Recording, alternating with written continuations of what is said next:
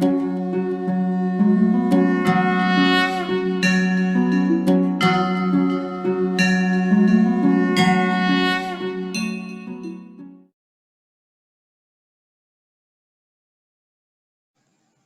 Friends, good morning. Hariom. કેમ છો બધા? ચલો, આજે આપણે મોસ્ટ ઇમ્પોર્ટન્ટ કન્સેપ્ટ ભણી રહ્યા છીએ. 3 અથવા 4 માર્ક માટેનો મોસ્ટ ઇમ્પોર્ટન્ટ ક્વેશ્ચન બોર્ડ માટે, અને આમાંથી એમસીક્યુ પણ જી અને નીટ માં પૂછાઈ શકે. જી નીટ તેમજ બોર્ડ માટે અતિ મહત્વનો પ્રશ્ન.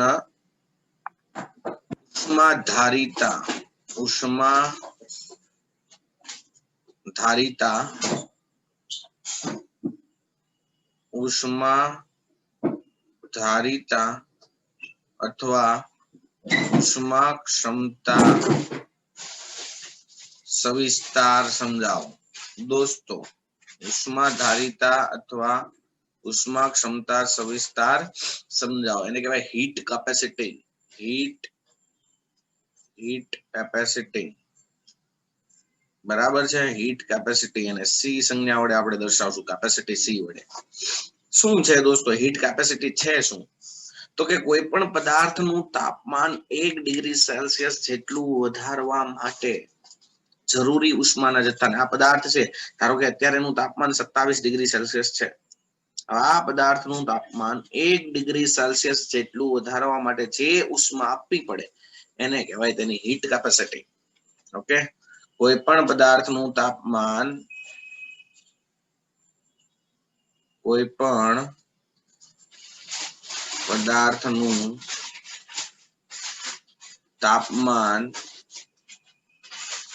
એક ડિગ્રી સેલ્સિયસ જેટલું વધારવા માટે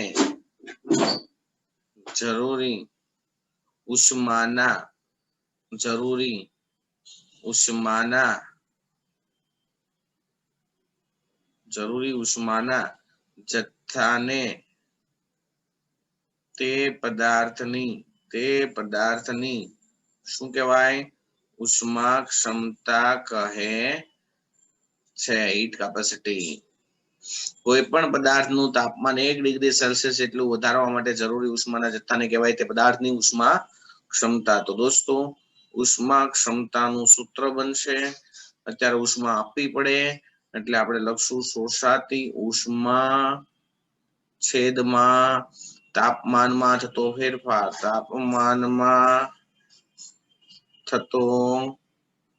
ફેરફાર. આથી દોસ્તો, ઉષ્મા ક્ષમતાનો એકમ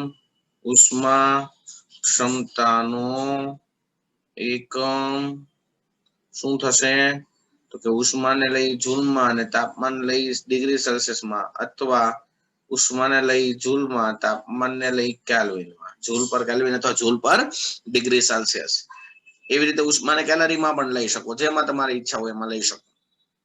ઓકે, ચાલો.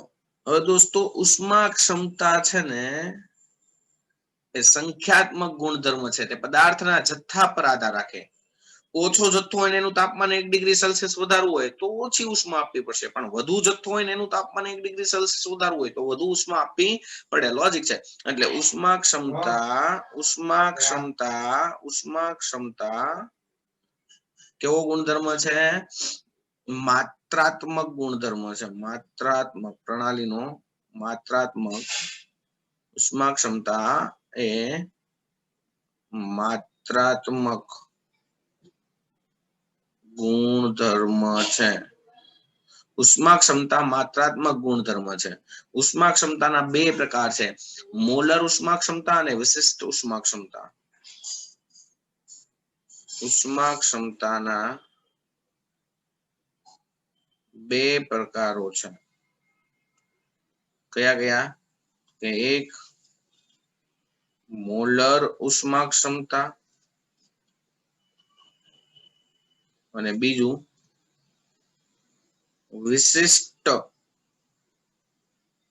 ઉષ્મા ક્ષમતા. મોલર ઉષ્મા ક્ષમતા અને વિશિષ્ટ ઉષ્મા ક્ષમતા.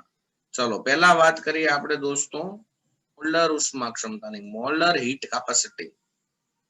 મોલર ઉષ્મા ક્ષમતા કોને કહેવાય? બરાબર છે.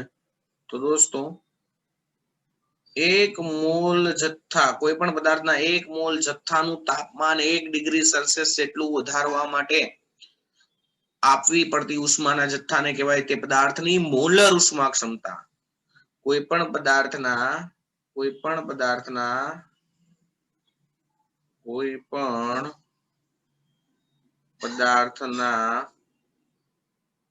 એક મોલ જથ્થાનું તાપમાન 1 ડિગ્રી સેલ્સિયસ જેટલું વધારવા માટે આપવી પડતી જરૂરી ઉષ્માના જથ્થાને તે પદાર્થની મોલર ઉષ્મા ક્ષમતા કહે છે. તો મોલર ઉષ્મા ક્ષમતા એટલે શું થાય? તો કે મોલર ઉષ્મા ક્ષમતા બરાબર શોષાતી ઉષ્મા છેદમાં તાપમાનનો ફેરફાર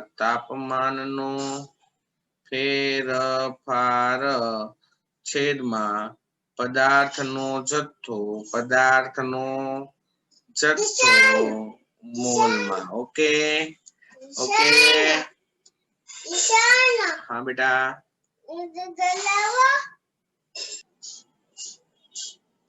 મોલર ઉષ્મા ક્ષમતા એટલે શોષાતી ઉષ્મા છેદમાં તાપમાનનો ફેરફાર છેદમાં પદાર્થનો જથ્થો મોલમાં.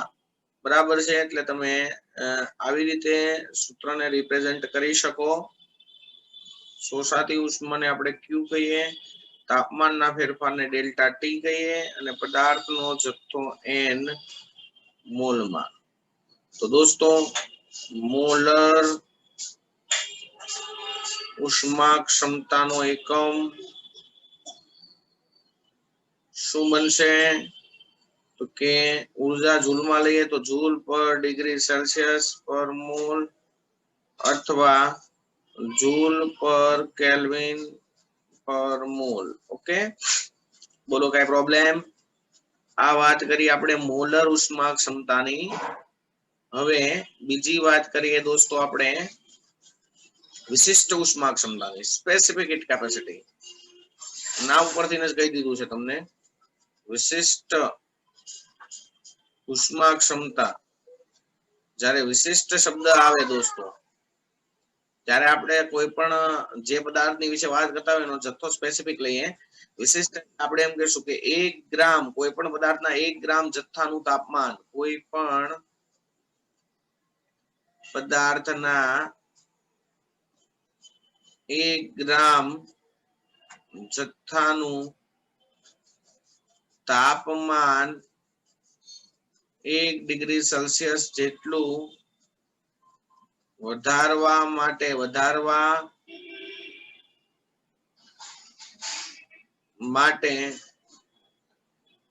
જરૂરી ઉષ્માના જથ્થાને તે પદાર્થની સ્પેસિફિક હીટ કેપેસિટી, તે પદાર્થની વિશિષ્ટ ઉષ્મા ક્ષમતા કહે છે. એટલે આપણે લખશું વિશિષ્ટ ઉષ્માધારિતા. ઉષ્મા ક્ષમતાની બદલે ઉષ્માધારિતા શબ્દનો પ્રયોજન કરી શકાય. બરાબર. લખશું શોષાતી ઉષ્મા છેદમાં તાપમાનમાં થતો ફેરફાર, તાપમાનનો ફેરફાર છેદમાં પદાર્થનું દળ લખશું અને એ પદાર્થનું દળ લખશું ગ્રામમાં. એટલે આવી રીતે લખી રાખશું Q upon delta T into M इन ग्राम। ओके ओके चलो तो दोस्तों विशिष्ट उष्मा क्षमता नो एकम बनशे विशिष्ट उष्मा क्षमता नो एकम थशे जूल पर डिग्री सेल्सियस पर ग्राम अथवा जूल पर केल्विन पर ग्राम। Okay any problem? तो दोस्तों आ उष्मा क्षमता अथवा उष्मा धारिता एवं विधेय छे के जे अचल कदे उष्मामां थतो फेरफार अने अचल दबाणे उष्मामां थता फेरफार बंनेनो समन्वय शीखवाडे। अचल कदे उष्मामां थता फेरफार ने मात्र कहेवाय आंतरिक ऊर्जा फेरफार, अचल दबाणे उष्मामां थता फेरफार ने कहेवाय एन्थाल्पी फेरफार। पण दोस्तों અહીં આપણે હવે વાત કરશું સીપી અને સીવી વચ્ચેનો સંબંધ। મોસ્ટ ઇમ્પોર્ટન્ટ બેટા। હા બેટા સીપી અને સીવી વચ્ચેનો સંબંધ ભાગી જા। સીપી અને સીવી વચ્ચેનો સંબંધ બસ હવે મમ્મીને કે પાણી આપો। સીપી અને સીવી વચ્ચેનો સંબંધ दोस्तों मोस्ट इम्पोर्टન્ટ है सीपी અને સીવી વચ્ચેનો સંબંધ। આખો સવાલ 4 ગુણમાં પૂછાય તો તમારે આ પણ લખવાનું અને આ सीपी અને સીવી વચ્ચેનો સંબંધ 3 અથવા 2 ગુણમાં પૂછાય। તો ઉષ્મા ધારિતા એવું વિધેય છે કે જેના द्वारा अचल कदे उष्मा फेरफार उष्मामां थतो फेरफार तेमज अचल दबाणे उष्मामां थतो फेरफार नोंधी शकाय अथवा एनो समन्वय करी शकाय। दोस्तों जारे अचल दबाणे प्रणाली उष्मा मेळवेली होय त्यारे आपणे क्यूपी कहीए तो त्यारे एने कहेवाय अचल दबाणे उष्मा धारिता।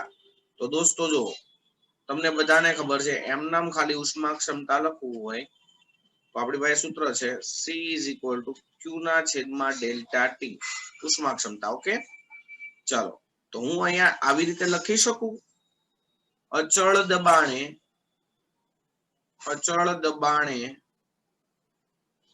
उष्मा क्षमता अचल दबाणे उष्मा क्षमता एने कहेशुं सीपी। सीपी बराबर थशे क्यूपी अपॉन डेल्टा टी। थाय के नो थाय? આવી જ રીતે अचल कदे उष्मा क्षमता अथवा उष्मा धारिता तो शुं थाय सीवी अचल कद छे એટલે सीवी तो અહીંયા अचल कदे उष्मा मेळवी એને क्यूबी કહેવાય છેદમાં ડેલ્ટા ટી। तो અહીંયા क्यूपी ने करता बनाવો तो बने क्यूपी बराबर सीपी इंटू डेल्टा टी અને दोस्तों अचल दबाणे उष्मामां થતા ફેરફારને કહેવાય डेल्टा एच।